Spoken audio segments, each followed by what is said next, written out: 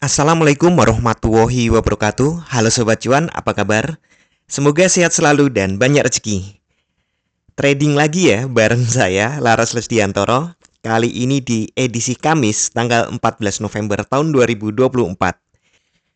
Ya, kemarin gagal rebound ya. Memang nih sudah cukup tinggi, sudah sampai 2618, tapi ternyata ditarik balik lagi pada sesi Amerika, turun dan close di bawah. Artinya kekuatan bearish masih kuat. Ya, dolar menguat banget soalnya. Nah, ini grafik dolar ya. Jarang kita bahas grafik dolar. Sepertinya grafik dolar ini juga masih sangat kuat, masih nekan terus ke atas, masih terbang. Ya, mudah-mudahan dolarnya tidak to the moon ya. Bahaya kalau dolar to the moon. Ekonomi Indonesia juga bisa terdampak gitu. Nah, seharusnya sih kalau ngeliat kayak gini, sebentar lagi dolar juga akan koreksi. Kapan koreksinya? Belum tahu, belum terjejak. Tapi yang jelas nih, kita cek dulu kalender ekonomi sebelum ngomong lebih jauh. Untuk malam ini, jam 20.30 ada PPI month on month. Diperkirakan naik tipis dari 0,0% menjadi 0,2%. Terjadi ekspansi ya, dan ini bagus untuk ekonomi, biasanya buruk untuk emas. Kemudian jobless claim diperkirakan naik tipis dari 221.000 menjadi 223.000. Nah, ini buruk untuk ekonomi, biasanya baik untuk emas. Untuk jobless claim for week average diperkirakan turun tipis. Nah, ini malah bagus untuk ekonomi nih.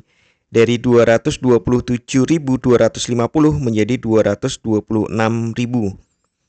Kemudian jobless claim untuk bulan November diperkirakan turun tipis dari 1.892.000 menjadi 1.880. Ini baik untuk ekonomi, biasanya buruk untuk emas. Jadi kesimpulannya sepertinya buruk untuk emas. Tentu saja tergantung nanti rilis datanya ya. Ini kan baru konsensus. Kemudian yang tidak kalah penting untuk diawasi, jam 3 dini hari ada pidato dari Ketua The Fed, Eyang Powell. Kita belum tahu ya isi pidatonya apa dan bagaimana dampaknya bagi ekonomi, terutama emas. Nah, kita kembali ke chart. Ini masih chart dolar ya. Kita geser lagi ke chart emas. Ini harian ya. Nah, di sini terlihat nih.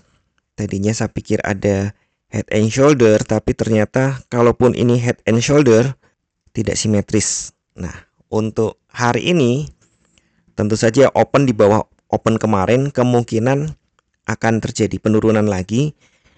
Kenaikan awal itu sifatnya korektif, untuk ancang-ancang aja sebelum lanjut turun.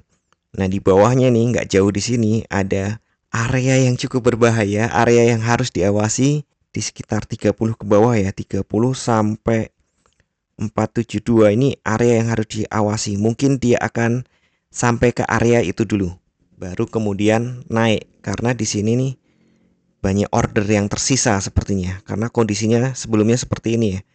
Ada sideways di sini. Ada yang menyebutnya sebagai inducement.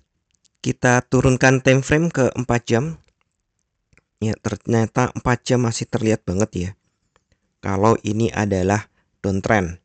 Ya, kondisinya memang oversold, sama dengan yang satu hari, kondisinya memang oversold tapi masih downtrend alias bearish. Untuk 1 jam pun sama ya. Masih terlihat banget downtrendnya. Jadi kesimpulannya kemungkinan hari ini masih turun. Kembali ke chart 1 hari ya. Kemungkinan hari ini masih turun. Untuk target penurunan hari ini ada di kisaran ini. Di kisaran 48 ya. 60 sampai 48. Itu target turun hari ini. Bisa tembus, Pak? Ya bisa. Tentu target berikutnya adalah 30. Masih jauh, enggak juga sih. Ini kan 79 ya. 79 anggap aja 80 ke 30 50 dolar. Bisa nggak sehari? Pernah kan ya? Tergantung nanti beritanya seperti apa hasilnya.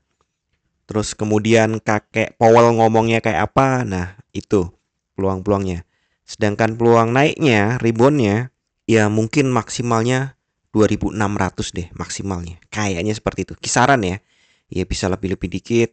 2.603 misalnya, seperti itu. Tapi target naiknya sebenarnya hanya di kisaran 90 loh ya, hati-hati. Nah, kira-kira seperti itu. Sekali lagi saya tidak memberi sinyal, saya hanya edukasi bareng Anda, memberikan ancer-ancer naik turunnya seperti apa. Keputusannya tolong lebih bijak, perhatikan sinyal-sinyal yang ada. Entah itu Anda gunakan stokastik atau RSI atau candlestick atau moving average atau whatever lah. Tapi tetap ya, tidak ada satupun analisa yang 100% benar. Anda tetap harus bijak dalam bertransaksi, atur volume transaksi Anda agar sesuai dengan kekuatan dana Anda, dan siapkan money management agar jika ternyata harga bergerak tidak sesuai dengan prediksi atau posisi terbuka Anda, maka Anda bisa segera melakukan antisipasi secara cepat dan tepat. Oke, sekian dulu informasi dari saya. Semoga kita semua cuan hari ini lancar, berkah, manfaat, dan tetap sehat. Amin. Wassalamualaikum warahmatullahi wabarakatuh. Equity World Futures, bawa kita terbang tinggi dengan strategi tepat. Kita raih mimpi di setiap transaksi, ada peluang.